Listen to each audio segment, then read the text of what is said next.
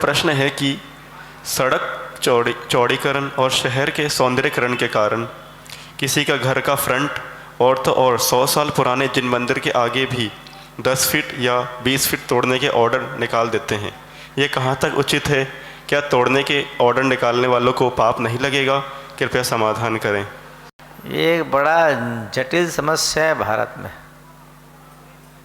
बसे बसाए शहर को चौड़ा करना एक बहुत बड़ा टास्क होता है सरकार के लिए भी, कि बस्ती बहुत पुरानी है, जहाँ से ट्यूबवेल निकालना उसमें तकलीफ पड़ती है, उसको चौड़ा करना मतलब मकान की स्थिति क्या। पहले टाउनशिप के कोई प्लान तो होते नहीं थे, शहर बढ़ता गया, फैलता गया। अब भी शहरों का सौंदर्यीकरण और रोड का चौड़ीकरण करना कि रोड चौड़ा हो जाए ताकि तकलीफ ना पड़े। सरकार का उद्देश्य किसी जातिगत भेद को लेकर नहीं है।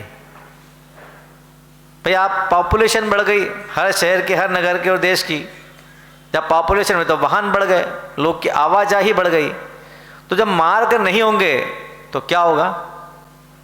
दिक्कत आएगी ना। तो उनका उद्देश्य मात्र लोगों की सुविधा के लिए, कि शहर में कोई दिक्कत ना है लोगों की आवाजाही में। अब इनकी चौड़ीकरण, मान लो मंदिर आते हैं, आस्था के केंद्र आते हैं, तो सरकार भी आखिर क्या करे? उनका उद्देश्य ये नहीं कि पर्टिकुलर किसी जैन को परेशान करना, कि हिंदू को परेशान करना, कि मुसलमान को करना, क्रिश्चियन करना। जो उस मैप में रास्ते में आया उसको। फिर भी ये भारत है जहाँ पर कानून के ऊपर धर्म काम करता है। जब किसी जाति विशेष का मंदिर या आस्था केंद्र के रास्ते में आता है, वो लोग अपनी फरियाद लेके शासन के पास जाते हैं, तो जहाँ तक पॉसिबल होता है सरकार रास्ता निकालती है कि भाई कोई बात नहीं, आस्था केंद्र पुराना है, इसको हम डाइवर्ट कर लें। पर जहाँ गुंजाइश ही ना हो तो वहाँ पर व्यवस्था को देखते हुए हम सरकार से क्यों कहें इस बात को कि सरकार दोषी है? राष्ट्र के निर्माण में उस सुविधाओं में अगर हम ही सहयोग नहीं देंगे तो आखिर कौन देगा? राष्ट्र है तो हमारे धर्म की पहचान है।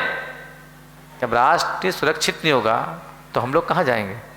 तो ऐसी परिस्थिति आती है, तो जहाँ तक हो समझ बना के चलना चाहिए कि ठीक बात, कोई रास्ता निकलता हो कि ऐसे कर सकते हैं तो अपनी बात शासन के सामने रखिए, और नहीं तो आप शासन प्रशासन से, सरकार से कब तक भिड़ेंगे बताइए आप? अंततोगत्वा आपको बात तो मानना पड़ेगी। इसलिए बुद्धि और युक्तिपूर्वक काम कीजिए ताकि रास्ता भी निकल जाए और सब धर्म की बदनामी भी नहीं हो।